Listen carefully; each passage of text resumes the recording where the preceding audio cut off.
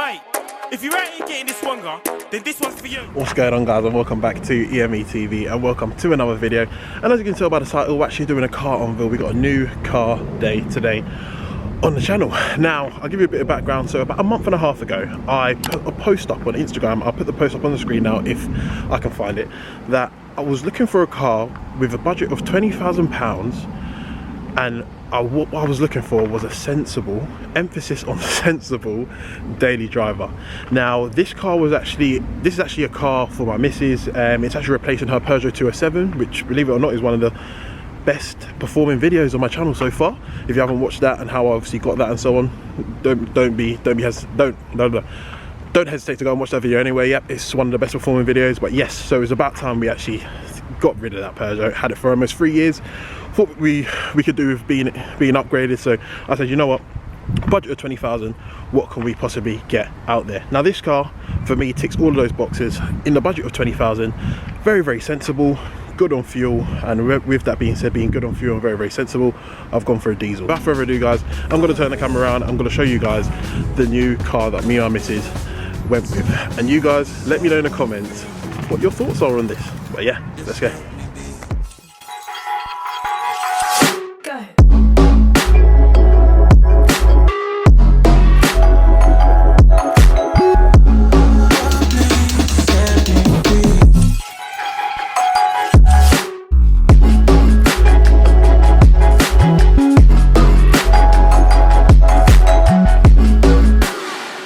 Just let me be. I got a lot to say. So as you can see, guys, we went with a C-Class Saloon AMG line C220D in black.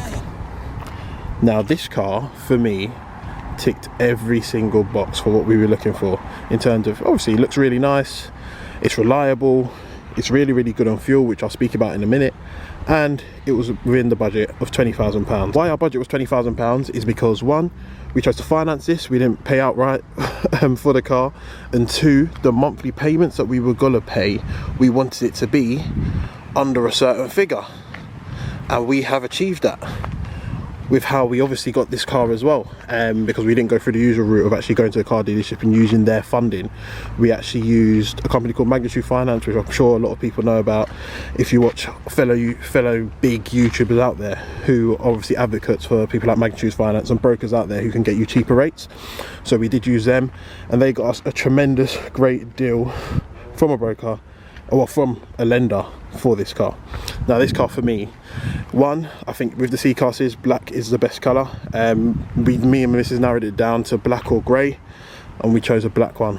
Now, there was another car which was a Premium Plus, which is a top spec, just outside of our budget. However, we were thinking we were going to pull the trigger on that. However, black just seems to just tick all the boxes. But yeah, I'm going to go inside and talk to you guys through the spec on this car.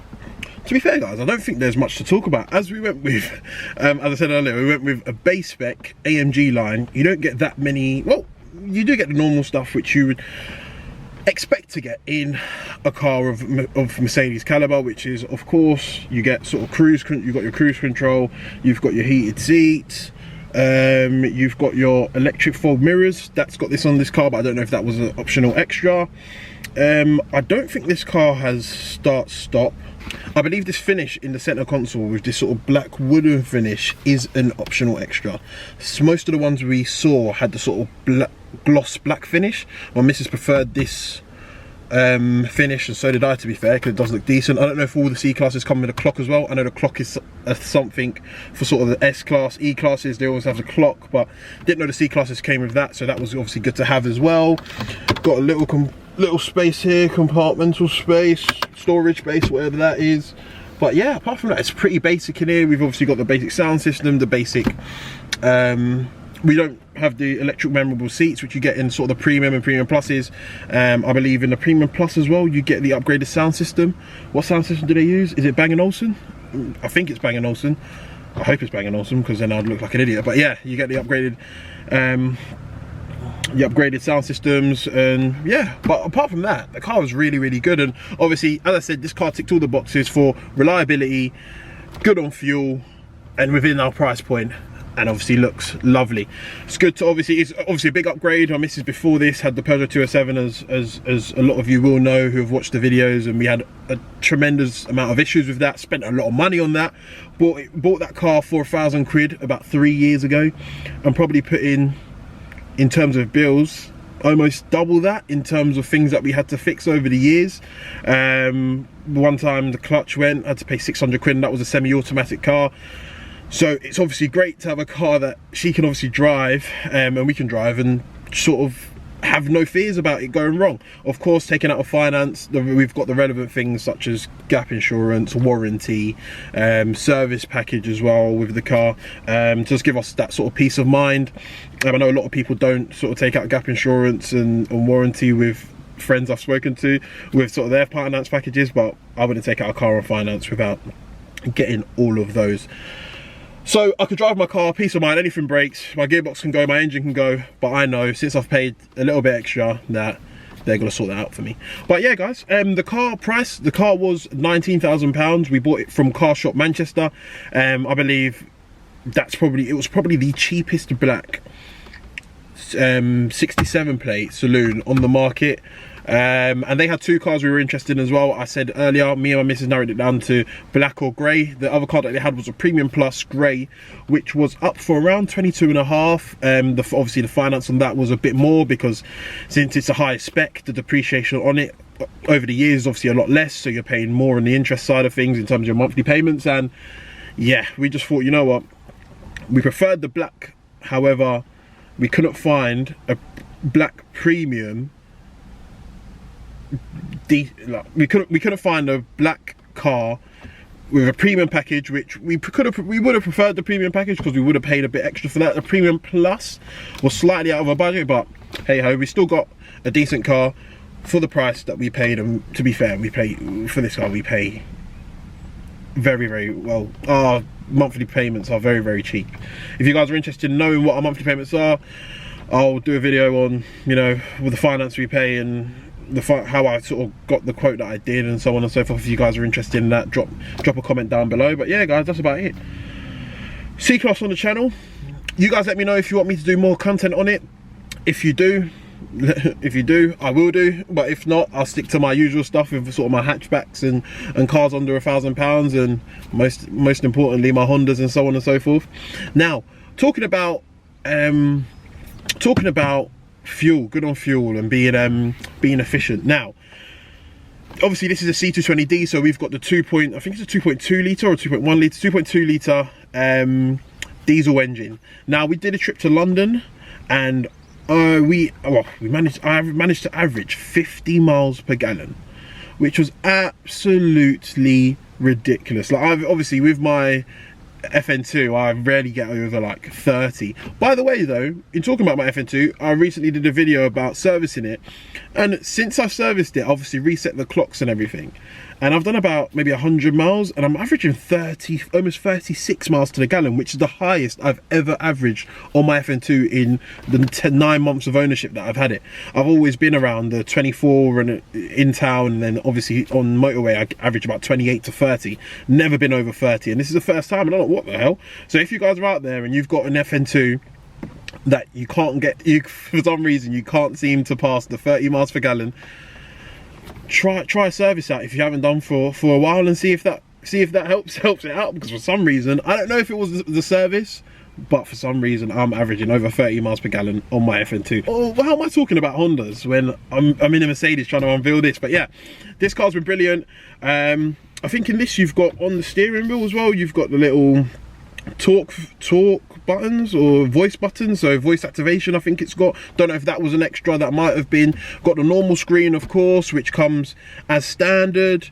Sort of your ACs, your navigation, that's all standard. But apart from that, I can't really see anything. You've got the little compartment space here for your sunshades or whatnot if you want that. And yeah, little SOS button and so on and so forth.